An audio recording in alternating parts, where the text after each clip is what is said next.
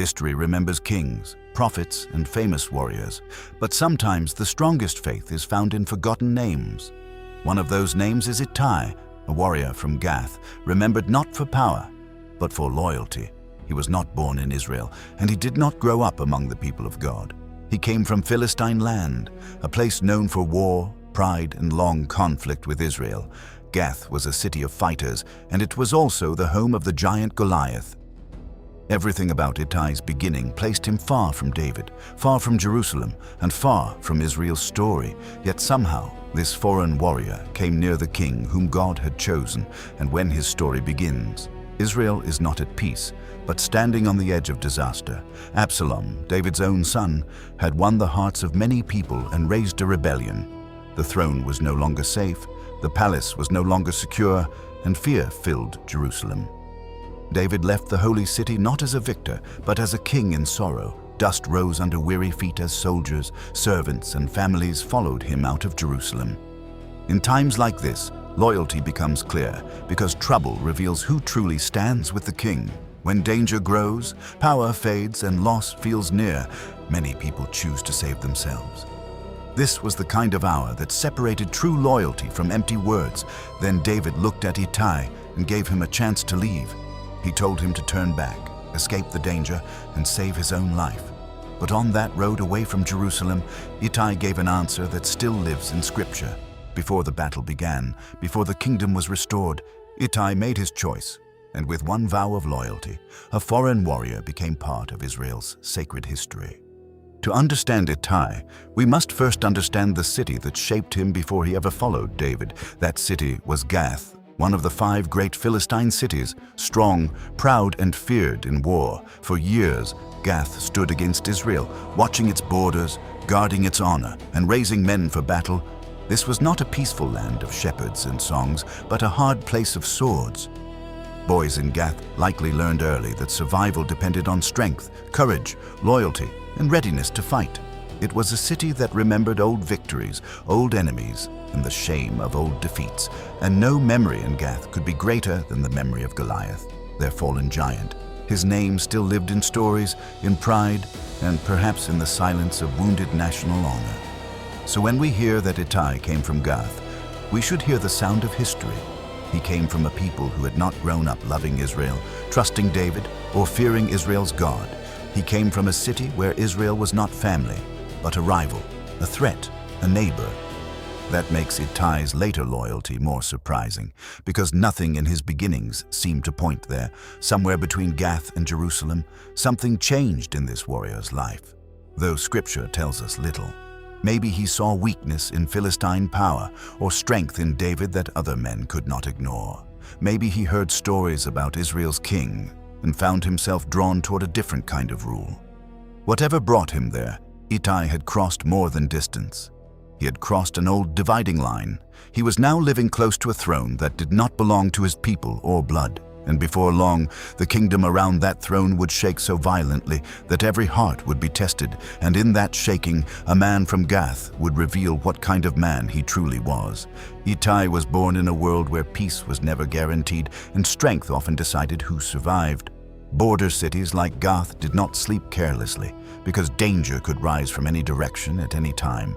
Armies moved, alliances shifted, and men learned quickly that loyalty could mean life or sudden death.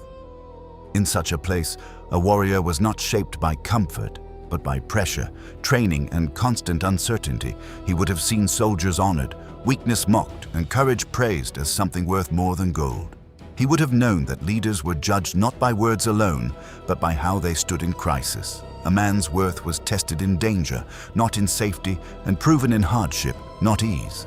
That kind of world leaves its mark on the soul, especially on men raised near war. It teaches the eye to watch carefully, the hand to move quickly, and the heart to choose. For men like Ittai, loyalty was never just a feeling. It could cost land, safety, or life, and that is important. Because when his moment came, he did not speak like a dreamer. He spoke like a man who understood risk, counted cost, and still chose to remain. But before that day arrived, Ittai was still only one warrior among many in a violent land. He had no throne, no crown, and no place yet in Israel's sacred history. He was simply a man shaped by hard borders, hard roads, and the discipline of survival. Yet sometimes the men formed in hard places are the ones most ready for history's turning points. Because when kingdoms begin to crack, soft men often disappear, but tested men become easier to see. Soon, Ittai would step into a kingdom far different from the one that had formed him. And there, in a royal world filled with beauty, grief, and betrayal, his strength would be tested again. Long before Ittai stood beside David, he had likely already heard the king's name from afar. David was not known only in Israel, but also in lands where rulers watched one another closely. Stories about him traveled through borders, markets, battlefields, and royal courts where news moved quickly. Men spoke of the shepherd who killed Goliath, the warrior who won battles, and the king who rose. Even in Philistine lands, David was not an unknown name whispered by strangers in distant villages. He had fought the Philistines, fled from Saul, and even lived among foreign rulers for a time. That made his story harder to ignore, because David was both enemy and legend in the region. To some, he was a threat. To others, a survivor. To many, a man impossible to dismiss. A warrior like Ittai may have first known David not as king, but as a name tied to courage, danger, victory, exile, and the strange turns of a man's life. In lands shaped by war, such names carried weight far beyond the borders of one nation. Men paid attention when such a leader rose, because strong kings could change war, trade, and peace. So when Ittai later came near David's court, he was not approaching an ordinary ruler. He was stepping into the world of a man whose life had already become larger than Israel. But fame can hide broken things, and greatness can cover wounds that still bleed in silence. By the time Ittai entered David's world, the king's name was strong, but his house was troubled. The throne still stood, the city still shone, and the court still looked full of power. Yet beneath that royal strength, grief, hidden sin, and family pain were already growing dangerously deep. And Ittai, the man from Gath, was about to enter that troubled kingdom at exactly the wrong time. Scripture does not tell us exactly why Ittai left Gath, but his presence near David invites questions. Men do not usually leave their homeland without reason, especially warriors shaped by loyalty, danger, and survival. Some leave because war has changed the land behind them and made old homes feel uncertain. Some leave because power is shifting and they sense tomorrow will not belong to yesterday. Some leave because they have seen enough pride, bloodshed, and rulers who could no longer be trusted. And some leave because they are searching for a stronger leader, a safer future, or a better cause.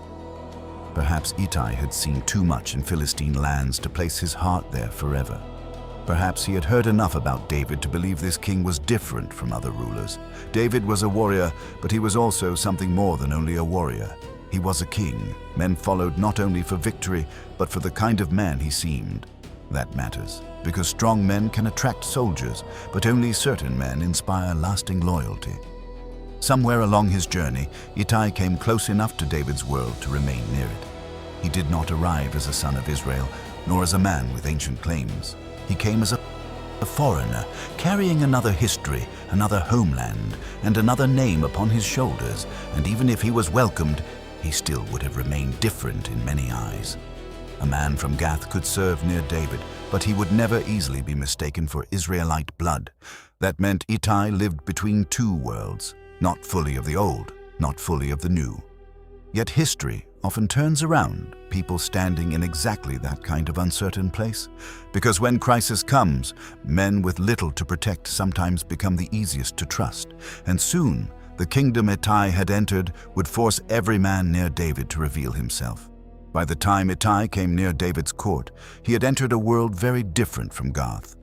Jerusalem was not a border city of Philistine pride, but the heart of Israel's kingdom. Here the king ruled from a throne, priests served before God, and the people carried covenant memory. The city held songs, laws, ceremonies, and stories that stretched far beyond one generation of warriors. For a man from Gath, this world must have felt both impressive and unfamiliar at once. He was close to power now, but not born into the history that shaped it. He could stand near the king, yet still feel the quiet distance of an outsider. Men may have accepted his service, but few would forget where he came from. A foreign warrior could be useful in troubled times, yet still watched with careful eyes, and Ittai would have understood that because men raised near conflict learn quickly how others measure them. Still, something kept him there, near David, near the court, and near a kingdom not his own. Perhaps he saw order where his old world had given only rivalry, danger, and restless uncertainty. Perhaps he saw in David a leader worth following, even before loyalty demanded any real cost. But courts are not only places of honor, they are also places of tension, memory, and hidden wounds. Behind the beauty of Jerusalem stood a royal house, already carrying sorrow, shame, and unfinished grief. Ittai had entered a kingdom with music in its courts, but trouble in its chambers. Outwardly, David still looked like a king firmly established over Israel and feared by surrounding nations. Inwardly, however, the house around him had begun to weaken beneath burdens few outsiders could fully see, and before long, even a foreign warrior like Ittai would feel those hidden cracks opening wider, because the danger ahead would not first rise from foreign armies, but from David's own house. Even if Ittai was welcomed near David, he still carried the quiet burden of being a foreigner. He could serve in the kingdom, but he could never erase the land that had formed him. Men saw his strength, his discipline, and his value, yet they also remembered he came from Gath. In peaceful times, such distance might be tolerated, hidden behind duty, routine, and outward respect. But when fear grows, people often look harder at who belongs and who does not. A man born outside the covenant could easily be trusted less when danger entered the city. Ittai likely understood this better than anyone, because outsiders learn to read silence very well. They notice guarded looks, careful words, and the invisible lines others never need to cross. He lived near Israel's king, yet he was not woven into Israel's bloodlines or ancient memories. He stood close to power, but not inside the deep family history of the nation that made his place both important and fragile. Honorable in appearance, yet uncertain beneath the surface. He was near enough to matter, but still distant enough to be questioned when trouble came, and trouble was already rising, not from outside Jerusalem, but from within David's own household. The palace still stood in beauty, but sorrow had already entered the king's family like poison. Old sins had left old wounds, and those wounds had not healed with time or silence. Men in the court may have spoken softly, but tension was already moving through the royal house. Ittai, watching from his place as an outsider, may have seen what insiders tried to ignore. A kingdom can look strong from a distance, even while cracks deepen beneath its throne, and soon those hidden cracks would break open so violently that no one could remain untouched. When that day came, Ittai would no longer be only a foreigner near the king. Long before Absalom raised open rebellion, sorrow had already settled over David's household like a shadow. The danger facing Israel did not begin with armies at the gate, but with sin inside the palace. What looked strong from the outside was already wounded deep within the king's own family. David was still powerful, still honored, and still feared by surrounding nations, but peace had weakened at home. In royal houses, private pain rarely stays private for long, especially when justice is delayed. The king's children grew up close to power, but power does not protect a family from ruin. Behind the walls of Jerusalem, love, ambition, jealousy, and wounded pride were beginning to collide. Men in the court may have sensed it, even if no one yet spoke of disaster aloud. For someone like Ittai, watching from near the edges of that world, the tension may have felt strange. He had come from a land of open conflict, but this was a different kind of danger. Here, the swords were not yet drawn, but the hearts of men were already growing divided. A kingdom can survive threats from enemies for years, yet collapse quickly from wounds within. David's house was becoming that kind of house. Beautiful in appearance, but unstable in its hidden places. The pain that would soon shake the throne was forming quietly. Inside rooms meant for safety, and when grief is ignored, it does not disappear. It waits, grows, and hardens into something worse. Ittai may not have known every secret, but he was entering a court already carrying deep unrest. That matters, because his loyalty would soon be tested inside a kingdom already weakening from within. The fall of Jerusalem would not begin in the streets, but in the sorrow of David's own family. Before the rebellion had a leader, the royal house already had a wound, and that wound was about to open the way for one of David's sons to rise against him. Among David's sons, one name began to rise above the others, and that name was Absalom. He was young, striking in appearance, and impossible to ignore in a court that watched power closely. Scripture says there was no man in Israel more praised for beauty than Absalom himself. From the sole of his foot to the crown of his head, he seemed flawless. His appearance drew attention, but beauty alone does not explain the danger growing inside his life. Absalom was not only admired, he was also wounded, proud, and capable of carrying deep silence. In royal families, pain is rarely simple, because love, honor, and ambition often become tangled together. He was a prince, a son of the king, and a man close to power, but being near the throne is not the same as being at peace. Behind Absalom's outward strength, something darker was already taking shape within his heart. The palace saw his beauty, his rank, and his future, but not yet his storm. Men likely noticed him wherever he walked, because some lives seem to gather attention without effort, and in kingdoms, attention can become long before it becomes open authority. Ittai may have watched Absalom from a distance, seeing only a prince surrounded by honor, but the royal house was already moving toward tragedy, and Absalom would soon stand at its center. His name would not remain only a prince's name, spoken softly in halls of privilege. It would become a name tied to grief, vengeance, and the breaking of a father's heart. Before he became David's rebel son, Absalom was first David's wounded son, and the wound that shaped him would soon shake the whole kingdom of Israel. What began as sorrow inside one family was moving steadily towards something far more dangerous. The sorrow that shaped Absalom's heart began with evil committed inside David's own household. His sister Tamar was wronged by Amnon, another son of David, in a shameful act. What should have been a place of safety became a place of grief, silence, and deep humiliation. Tamar was left broken, and Absalom saw the pain carried by someone from his own blood. From that moment, something in him changed, even if his face revealed very little at first. He spoke gently to Tamar, but beneath that calm, anger was already taking root. And when David heard what had happened, the king was deeply angry, yet did not act. That silence mattered, because injustice inside a royal house can poison every room it touches. Absalom did not forget, and he did not forgive, even if he kept his thoughts hidden. For 2 full years, he said nothing openly against Amnon, and that silence became dangerous. Men may have thought the storm had passed, but Absalom was only waiting for the right moment. A wounded heart can remain quiet for a long time while planning something dark in secret. Ittai may not have known every detail, but the court would have felt the growing heaviness. The king's house was no longer only troubled, it was becoming a place of unresolved pain, and when justice is delayed, wounded people often begin chasing justice with their own hands. That is how sorrow hardens, how anger grows, and how families move one step closer to ruin. Absalom's beauty still drew eyes, but now grief and revenge were shaping the man beneath it. He was no longer only a prince admired in public. He was becoming a threat in silence. The palace still stood in splendor, but blood and bitterness were moving beneath its surface. And soon, Absalom's silence would end, and David's house would break in an even deeper way. For 2 years, Absalom carried his anger in silence, waiting for the hour he had chosen. He did not confront Amnon openly, and he did not speak his revenge before others. But silence does not always mean peace. Sometimes it means judgment is being prepared in secret. At last, Absalom arranged a feast at Baal Hazor, where the king's sons would gather together. He invited David as well, but the king did not go to the celebration. Still, Absalom pressed until Amnon and the other sons were allowed to attend the feast.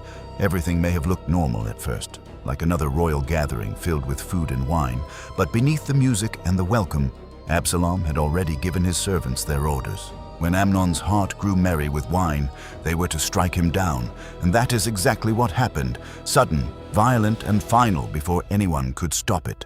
The king's sons rose in terror, mounted their mules, and fled from the feast in panic. News rushed back toward David, confused at first, as terrible reports often are in moments of shock.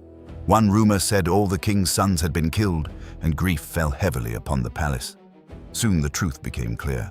Amnon was dead, and Absalom had done exactly what he planned. What began with hidden grief had now become bloodshed inside the royal house itself. David mourned, but mourning could not undo what silence and delay had helped create. Absalom fled after the murder, leaving behind a family even more broken than before. For men watching the court, This was no longer private sorrow hidden behind royal walls. The king's house had been publicly stained by violence, and everyone would now feel its weakness. Ittai, still a foreigner near this troubled kingdom, would have seen the cost of unresolved pain, and from that day on, Absalom was no longer only a wounded prince, but a dangerous son in exile. After killing Amnon, Absalom fled the kingdom and went far from the city of his father. He escaped to Geshur, where he remained in exile for 3 long and bitter years. Distance may have hidden him from judgment, but it could not heal the wound inside David's house. A son was gone, another son was dead, and the king's family was torn apart. David mourned for Amnon, yet his heart still longed for Absalom, the son who had fled. That sorrow made the whole matter heavier, because grief and love were now mixed together. A father missed his son, even while carrying the pain of what that son had done. In royal houses, broken love can be as dangerous as open hatred. Absalom was gone, but his absence did not bring peace back to Jerusalem. The wound remained open, and silence continued doing its slow and quiet work. Men in the court would have felt that the king's house was no longer steady. Even far away, Absalom still cast a shadow over the future of the kingdom. For someone like Ittai, watching from outside Israel's bloodline, this would have been deeply revealing. He was serving near a throne that looked strong, yet carried grief no sword could easily fix. David still ruled, priests still served, and the city still stood in outward order. But inside the royal family, loss, memory, and unfinished pain were shaping what came next. Exile did not remove Absalom from the story. It only gave his anger time to deepen, and time can make dangerous men either softer or far more patient. Before long, voices near the king would begin asking whether Absalom should be brought back, and that return would reopen everything the kingdom had failed to heal. After years of distance, pressure began to grow around David to bring Absalom back to Jerusalem. The king longed for his son, but longing is not the same as healing what was broken. At last, Absalom was allowed to return, and the news would have stirred the whole city. A prince in exile was coming home, and many would wonder what this return might mean. But return did not mean restoration, and presence did not mean peace inside the royal house. Even after Absalom came back, David refused to see his face for a long time, so the son returned to the city, yet still remained cut off from his father. That kind of distance can deepen pride, sharpen pain, and turn wounded love into dangerous ambition. Absalom lived near the throne again, but not inside the warmth of true reconciliation. He could walk Jerusalem's streets, but he still carried silence between himself and the king. Men watching the court would have sensed the tension, even if no one named it openly. A family can appear restored from a distance while still standing on unfinished sorrow underneath. For Ittai, this would have revealed more clearly the fragile world he had entered.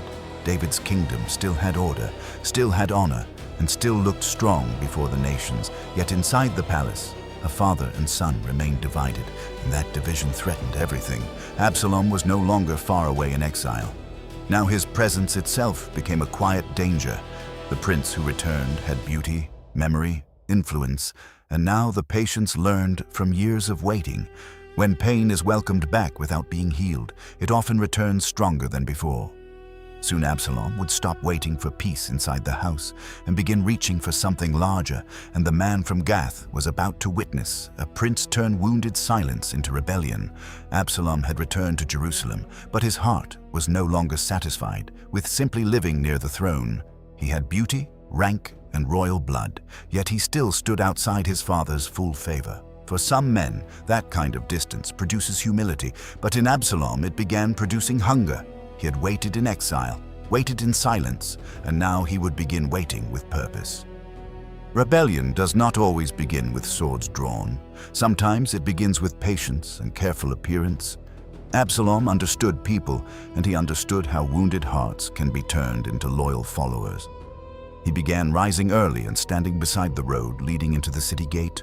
There he met the men of Israel who came seeking justice from the king. He asked where they came from, listened to their cause, and spoke with deliberate kindness. Then he told them their claims were good, but no one from the king would hear them. It was a subtle attack, not against David's crown at first, but against confidence in David's rule. Absalom did not openly seize power. He first made people feel unseen, unheard, and disappointed. When men bowed before him, he reached out, lifted them up, and embraced them like equals. He knew that gestures can win hearts long before armies are ever gathered. Day after day, he stood there smiling, listening, welcoming, and quietly reshaping how people felt. In this way, Scripture says, Absalom stole the hearts of the men of Israel. The kingdom still looked calm on the surface, but something dangerous was already moving underneath. Ittai, watching this troubled world, would soon see that charm can be as threatening as violence. A prince once wounded by sorrow was now learning how to turn public favor into private power, and before long, the patience of Absalom would grow into a rebellion too large to ignore. What Absalom began at the city gate did not remain small, because hearts were already ready to drift. Some men came seeking justice, some came carrying disappointment, and some simply wanted someone who noticed them. Absalom gave them all the same gift: attention, warmth, and the feeling that they mattered. He spoke like a man who understood their troubles, and many believed he cared more than the king. Little by little, trust began to move away from David and toward the prince who welcomed them. No trumpet had sounded yet, no banner had risen, and no army had marched into the streets. But kingdoms often begin falling before anyone sees soldiers, because decline first happens inside human loyalty. Men still honored David with their words, yet some were already giving Absalom their hopes. That is how rebellion grows in quiet places, first through affection, then through confidence, then through choice. Absalom was patient enough to let the change happen slowly, until it felt natural to many. He did not need to force the people, because he was learning how to win them, and the longer this continued, the more dangerous the kingdom became without fully realizing it. For Ittai, a man trained to read danger, this change may have felt deeply unsettling. He came from a world where threats often arrived with noise, steel, and open hostility, but here the threat wore a royal smile, spoke gently, and moved through the kingdom like a whisper that made it harder to resist, because charm can confuse people more easily than open violence. David still sat on the throne, but the ground beneath the throne was beginning to weaken. The city still looked whole, yet inside it, loyalty was already being divided in silence, and once the hearts of enough men had turned, Absalom would no longer need to hide his plans. Soon the rebellion would step out from whispers and begin moving toward the throne itself. By now, Absalom's rebellion was no longer only a private ambition growing inside one wounded prince. It was becoming a quiet movement, built through whispers, favors, and loyalties, shifting behind closed doors. Men in Jerusalem still walked the same streets, served in the same courts, and spoke the same greetings. But beneath those familiar routines, trust was changing, and many hearts were no longer settled. Some watched Absalom with hope, some with caution, and some with fear they dared not voice. In tense kingdoms, silence can be more dangerous than shouting, because silence hides what words would reveal. Servants listened carefully. Soldiers measured each rumor, and counselors weighed which side might survive the storm. No one wanted to be caught standing with the losing future, wherever that future might lead. That is how fear works in times like these. It makes men cautious, quiet, and inwardly divided. David still wore the crown, but the peace around him was growing thinner with every passing day, and Absalom, patient and smiling, kept building influence, without yet forcing the kingdom into open war. For Ittai, this must have felt like walking through a city where the air itself was changing. He had known danger on battlefields before, but this danger wore calm faces and careful voices. A warrior can prepare for drawn swords, but hidden loyalties are much harder to fight. Somewhere inside that uneasy silence, men were already choosing what they would do when the crisis came. Some would stay with David, some would run toward power, and some would wait to see. Ittai, still a foreigner in this kingdom, was nearing the hour when he too would be tested. Soon the whispers in Jerusalem would harden into action, and secrecy would no longer be enough. The city was moving toward a day when every man near the throne would reveal his heart, and when that day arrived, Ittai's name would begin to shine more clearly than before. The moment finally came when Absalom stopped working in silence and began moving his plan into the open. He asked permission to go to Hebron, speaking as though he only wanted to fulfill a vow. On the surface, it sounded harmless, even respectful, the request of a son speaking carefully to his father. But beneath those quiet words, rebellion was already prepared. and waiting for its signal, Absalom sent messengers throughout the tribes of Israel with secret instructions already placed in their hands. He told them that when the trumpet sounded, they were to cry out one message together: "Absalom reigns in Hebron." With those words, hidden ambition would become open revolt before the whole nation. 200 men went with him from Jerusalem, but they went in innocence, knowing nothing of the plot. What looked like a peaceful journey was actually the beginning of a national fracture. Then another blow fell, one that would have shaken every loyal heart near David. Ahithophel, David's trusted counselor, joined Absalom, and the conspiracy suddenly grew far more dangerous. This was no longer the dream of a proud prince. It was now a serious threat. Counsel, influence, public support, and careful planning were now gathering around Absalom like a storm. News traveled quickly, and fear spread through Jerusalem before many people even understood what was happening. The city that had seemed tense before was now trembling with real and urgent danger. Men had to choose quickly, because delay in such an hour could become a deadly mistake. For Ittai, this was the moment when rumor became reality and uncertainty became decision. The kingdom around him was no longer leaning toward crisis. It had stepped fully into it, and as rebellion rose in strength, David would soon be forced to leave the city. When that happened, Ittai would no longer be watching history from nearby. He would be inside it. When the news reached David, he understood at once that Jerusalem could no longer be safely held. If he stayed inside the city, the rebellion might trap them all behind walls meant for protection. So the king made a painful choice. He would leave Jerusalem and flee before Absalom arrived. It was not the march of a conqueror, but the retreat of a wounded ruler. David's servants moved quickly, gathering households, children, supplies, and whatever could be carried in haste. The palace that once reflected royal strength now echoed with urgency, grief, and the sound of departure. Men who had served the king now followed him through gates he had once entered in triumph. Women, children, soldiers, and servants moved together, each step carrying the weight of fear and sorrow. Jerusalem watched its king leave not in victory, but under the shadow of betrayal and shame. The people wept loudly as David and all his company passed out toward the road ahead. Scripture says the land itself seemed filled with crying. As the procession moved away from the city, David crossed the brook Kidron, and those with him crossed after, walking into an uncertain future. He went up the Mount of Olives weeping, his head covered, his feet bare in mourning. Those around him covered their heads as well, and they climbed the hill in tears. This was the king of Israel, yet he looked more like a broken father than a ruler. For Ittai, this moment revealed the full cost of staying near David in such an hour.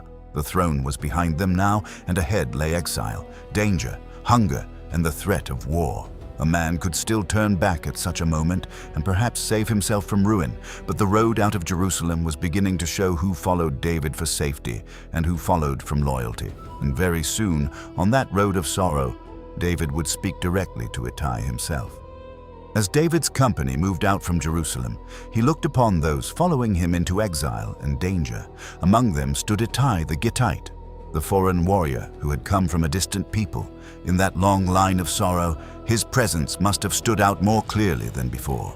He was not a son of Israel, not bound to David by blood, tribe, or inheritance. He had come only recently, and no one could say he owed the king his future. David knew that, and in his grief he chose not to demand what loyalty could not force. A wounded king now did something generous, honest, and deeply human before this foreign warrior. He looked at Ittai and told him he did not need to come any farther. Why should a foreigner wander with a fleeing king and share a danger not his own? Why should a man newly come to Jerusalem lose his safety for a broken throne? David told him to return, to stay with the new king and preserve his life. The words were not harsh, but kind, almost like a release given in sorrow. "Go back," David said in effect, "and may mercy and truth remain with you." It was a real choice, offered freely, without pressure, without anger, and without wounded pride. In that moment, David opened the door for Ittai to leave with honor still intact. No one would have blamed him for turning back when the future looked so dark. Safety stood in one direction, while uncertainty, loss, and war stood in the other. This was the moment when admiration could quietly end and self-preservation could take its place. But David's offer did more than test Ittai. It gave him the chance to choose, and the answer that came next would become the most important words ever spoken about his life.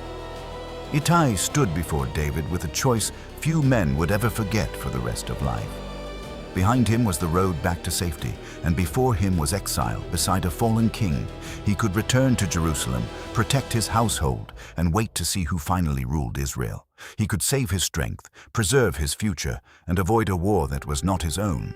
No tribe demanded his loyalty, no family claim bound him, and no law forced him forward. Everything around him gave him permission to leave. Yet something stronger within him told him to stay. Then Ittai answered David with words that rose above politics, fear, and the instinct to survive. He swore by the living Lord and by the life of David, his suffering king, "Wherever my lord the king may be," he said, "whether for death or for life, there also your servant will be, and there he will remain beside you." It was not the answer of a careless man who did not understand danger. It was the answer of a warrior who saw the danger clearly and chose loyalty anyway. In that moment, Ittai spoke with more strength than many men born within Israel's own tribes. A foreigner from Gath now stood before David with the heart of a faithful companion. He was not following a throne because the throne had already been left behind in Jerusalem. He was not following success because success now looked uncertain, wounded, and far from guaranteed. He was following David himself, not in victory, but in sorrow, danger, and humiliation. That is what made his vow so powerful. Because loyalty is proven when the cost becomes real, and from that road onward, Ittai was no longer merely a foreign warrior near the king. He had become one of the clearest signs that David was not abandoned by everyone. After Ittai spoke, David saw that not every heart in Israel had turned away from him. The king was wounded, but he was not alone on that road of sorrow. Around him stood a small remnant, men and women willing to leave comfort and follow into uncertainty. Some were old servants of the court, and some were soldiers hardened by years of battle. Others were priests, counselors, and messengers whose loyalty would soon matter more than their safety. Zadok and Abiathar came carrying the ark, as though they would follow David wherever he went. But David told them to return the ark to the city and wait there instead. He would not use holy things to protect himself, nor force God's presence into exile with him. So the priests went back, carrying both sorrow and responsibility, into a city now ruled by fear. Then came Hushai the Archite, David's friend, his garments torn and dust upon his head. He wanted to remain with the king, but David sent him back for another purpose. Hushai would enter Jerusalem, watch Absalom, and frustrate the counsel of those turning against David. The king was leaving the city, yet the struggle for the kingdom was far from over. Counsel, loyalty, and quiet courage would matter now almost as much as swords in battle. And in the middle of this loyal remnant stood Ittai, no longer hidden among nameless followers. He had chosen his place, and that choice had bound his future to David's fallen cause. He was still a foreigner by birth, but now he stood among the king's trusted companions. Every step away from Jerusalem made his vow heavier, clearer, and more costly than before. The road ahead would demand more than words, because loyalty would soon be tested by war, and before long, the kingdom's fate would rest on counsel, courage, and the strength of men like Ittai.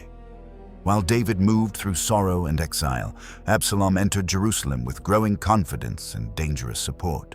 The city had changed masters for the moment, and many watched to see what would happen next. Among Absalom's greatest strengths was Ahithophel, the counselor whose advice was feared and highly respected.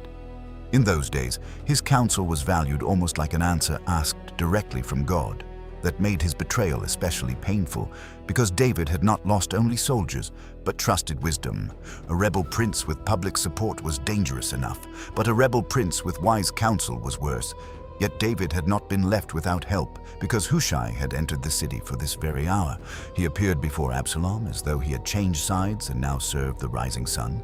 Absalom accepted him, not knowing this loyal friend still carried David's interests within his heart. So while armies gathered in the open, another battle was unfolding through strategy, timing, and hidden words. One kind of man fought with counsel, another with steel, and both would shape the kingdom's future. Beyond the city, David began preparing for the war he could no longer avoid or delay. The time for fleeing was passing, and the time for organized resistance was drawing near. Men of battle now mattered greatly, and among them stood Joab, Abishai, and the foreigner Ittai. This was no small company of frightened survivors, but the beginning of a force ready to fight. Ittai had followed David out of loyalty, but soon loyalty would require courage in open conflict. The road from Jerusalem had tested his heart. The days ahead would test his strength as well. Around him, kingdoms turned by counsel, cities trembled, and men chose where they would stand. Ittai now stood between two kinds of struggle, the quiet battle of wisdom and the coming clash of war, and soon David would show how deeply he trusted this man from Gath. As the battle drew near, David began arranging his men with the care of a king who understood war. This would not be a scattered defense, but an ordered response to the rebellion rising against him. He counted the people with him and placed commanders over units prepared for the coming conflict. One part he placed under Joab, the hardened soldier who had long stood near the throne. Another he placed under Abishai, strong in battle and proven through years of danger. And then David did something that revealed how deeply he trusted the man from Gath. He placed a third part of the army under Ittai, the foreign warrior who had chosen exile. This was no small honor given for polite words spoken on a sorrowful road. David was not rewarding emotion. He was entrusting lives, strategy, and battlefield responsibility to Ittai's hands. That means Ittai had become more than a loyal follower walking behind the rejected king. He had become a leader among David's chosen men, trusted when the kingdom stood near the edge. For a foreigner from Gath, this moment carried a weight few could have imagined earlier. He had come from enemy soil, yet now stood entrusted with the cause of Israel's anointed king. The distance between his beginning and this hour was greater than any road he had traveled, and still David saw in him something steady, something tested, and something worthy of command. Soon the forest of Ephraim would witness whether that trust had been placed in the right man. But before the armies moved, David spoke to his commanders with a father's wounded heart. "Deal gently with the young man Absalom," he said, and all the people heard it. So the battle ahead would carry not only political danger, but also the grief of a broken family. And Ittai now marched into that battle as both a commander in war and a witness to David's sorrow. The armies went out into the field, and the battle spread through the forest of Ephraim. It was a hard and confused fight, where the land itself seemed to work against Absalom's men. Trees, ravines, and rough ground swallowed strength, and more men fell there than by the sword. David's servants prevailed that day, and the rebellion that shook the kingdom began to break apart. Somewhere in that fierce struggle, Ittai fought as a commander, carrying the trust David had placed upon him. Scripture does not record his exact movements, but his place among the leaders shows his courage clearly. He had not followed David only with words on the road, but with strength in battle. The foreigner from Gath now stood fully inside the fight, for a kingdom not born to him. Then came the moment that changed everything, for Absalom himself was caught while fleeing through the forest. His mule passed under a great tree, but his head was caught, and he hung helpless. The rebel prince who had stolen Israel's hearts now swung between earth and heaven in defeat. Joab found him there and struck him down, even though David had asked for gentleness. So the battle ended, but victory did not feel clean, because sorrow was waiting at its center.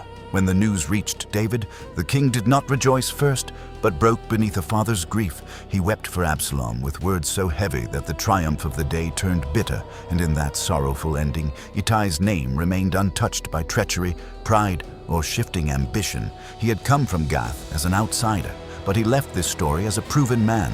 Others were remembered for rebellion, beauty, strategy, or power, but Ittai was remembered for staying. When a kingdom cracked, when loyalties shifted, and when danger rose, he did not turn away, and that is why the brief name of Ittai still stands with quiet strength in Scripture.